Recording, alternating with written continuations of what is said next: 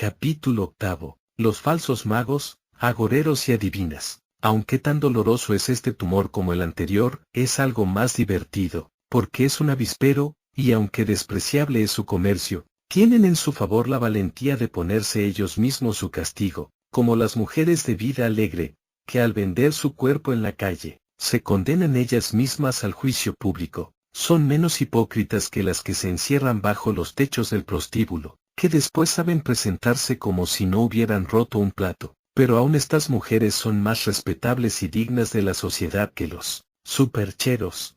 Magos, los ha habido verdaderos, pero son misioneros, profundamente sabios y potentísimos, por causa de su entero conocimiento del espiritismo y por estar en relación directa y aún por ser miembros del gobierno del espiritismo, o consejos del espíritu de verdad, entre los que se cuentan Moisés, Zoroastro, Elías, Jesús y otros muchos de esa talla.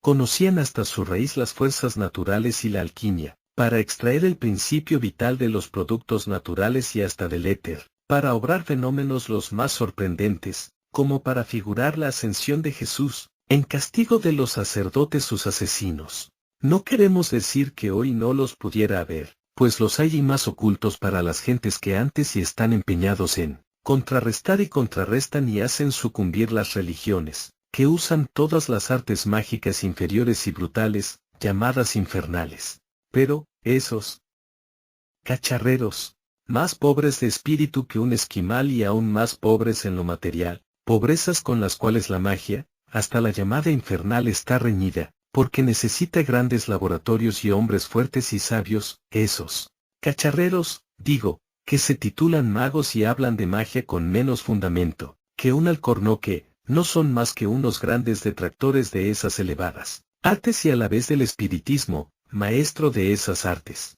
Se sirven de libros y eschiridiones falsificados y, desgraciadamente, obran el mal, cosa que ha conseguido la religión, al publicar esas bibliotecas de magia, poniéndolos en manos de aviesos e ignorantes, pero hijos del mal y religiosos, los que, viendo esos eschiridiones consagrados por oraciones cargadas de cruces y nombres divinos, se entregan a sus prácticas para todas las más grandes bajezas y venganzas, pero incapaces del más pequeño bien, pudiendo asegurar que hoy, más de media humanidad, se encuentra magiada, desorientada, caída, torcida y en discordia, por virtud de los falsos magos. No los hemos tocado aquí para un estudio a los falsos magos, sino para que no les falte el soberbio título de detractores del espiritismo, por virtud exclusiva de la religión y del espiritualismo. Entran también en esa categoría todos los magnetizadores artistas, con los hipnotizadores, sugestionadores y prestidigitadores, que son una calamidad, y los señalamos nada más para que los verdaderos espiritistas los puedan estudiar y distinguirlos como detractores y supercheros muy peligrosos para el espiritismo, porque lo llevan como juego vergonzoso a las tablas del teatro inmoral y a las reuniones impúdicas. Los agoreros o adivinadores por mil objetos pasivos y no pasivos que se jactan en predecir cosas futuras, podrían ser considerados como divertidos bufones de la humanidad, a lo Bertoldo y Cacaceno, y serían dignos de risa, si no tuvieran la mala intención de bufonearse de lo más sagrado que existe en el universo, el espiritismo.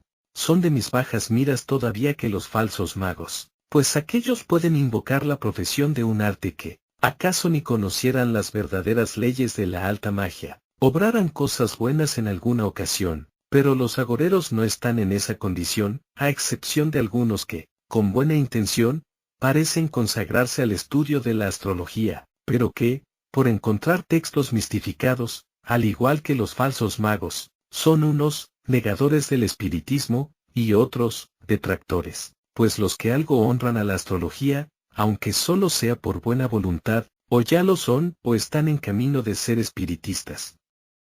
Los demás son detractores. Adivinación. Esta es la mayor calamidad que puede sufrir, no solo el espiritismo, sino hasta la sociedad contraria al espiritismo. Qué embustes, qué petulancia y qué baja moral se observa en esa pléyade de desvergonzados hombres y mujeres, dedicados a ese comercio indigno, en el que se reúne toda la canallería de estas tres familias de la misma especie, que estudiamos en este capítulo. Una gran virtud, sin embargo, les atribuimos y es la sagacidad astuta con que saben burlar las leyes morales y las órdenes policiales. No tienen nada de tontos, en general, son mujeres, y toman una variadísima serie de posiciones, comparables en lo zoológico, desde la inofensiva lombriz de tierra, hasta la saña del áspid. Sin embargo, pelechan y pasan esas especies a través de los siglos. ¿En qué consiste?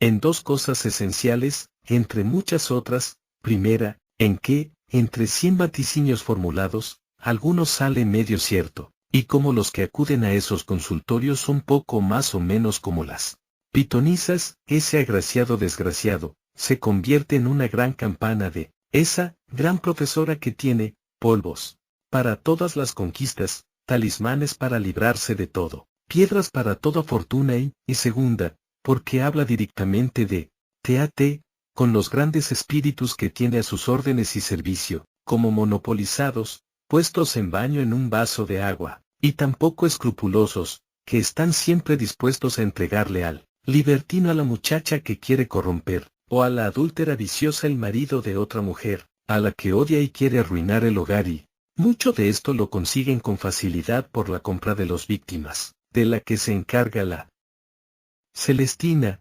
Estos hechos los he comprobado yo mismo cuando escribía el Código de Amor Universal, en el que no podía haber nada hipotético, y para ello, me valí de la amistad temporal con el amante de una de las más nombradas de esas grandes sábelo todo.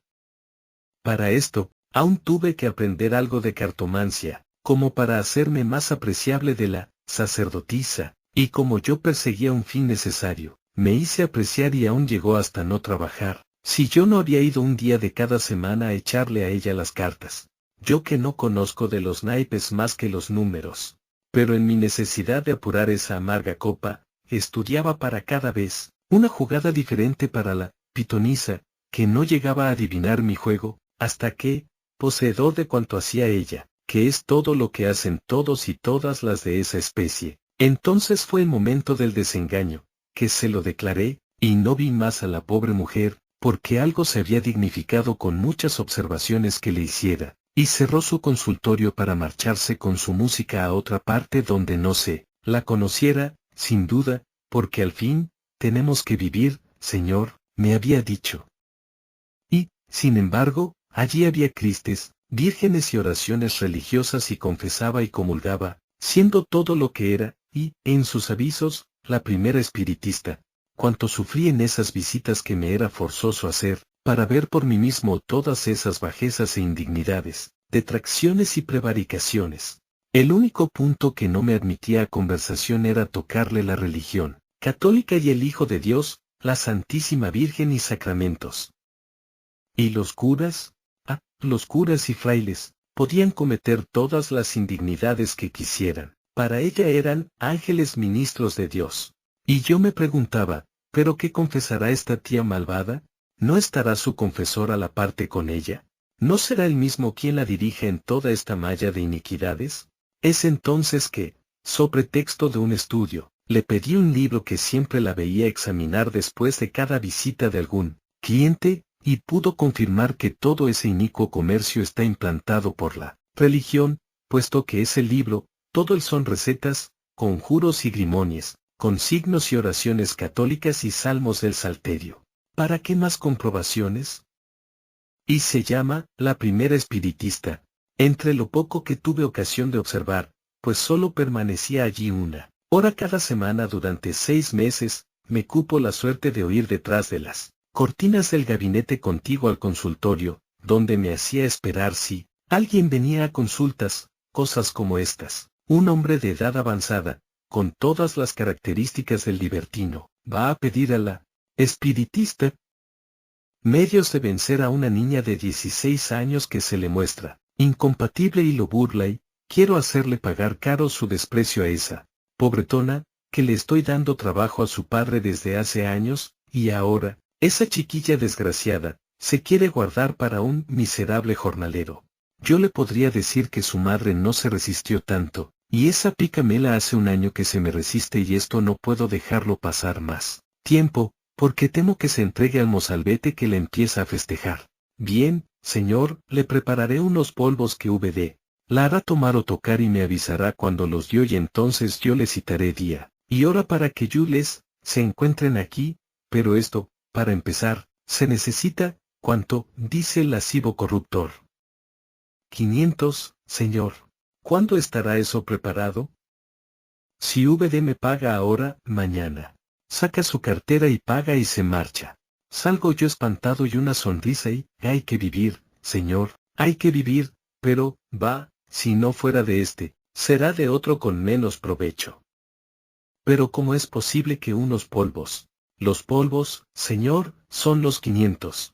Yo veré a la chica, la interesaré, porque cuando son jovencitas, se atraen siempre, se encontrarán aquí. Bueno, señora, no quiero saber más. En otras ocasiones la decoración cambiaba. Era una joven primera pedigüeña y el pago sería después, con el producto de sus vicios. Por este género es todo lo que se trabaja en esos laboratorios de maldad. Y se llaman espiritistas. ¿Comprendéis, hermanos, si tendré razón para ser duro en mis acusaciones? Además, esa, madama, acudía a una sociedad espiritualista, y griega. A creerla, casi todas a una u otra, y las más son fanáticas católicas. De otras religiones, casi no hay ninguna. ¿Qué menos puede hacer el espiritismo luz y verdad, que eliminar esas calamidades, acudiendo a todos los medios más rigurosos y sobre todo al medio de descubrirlas? Ojalá que esta ilustración que doy aquí de los trabajos de esa gran calamidad, de detractores, adivinas, agoreros y falsos magos os del coraje que yo tuve, y pronto se vería el espiritismo libre de esa lepra.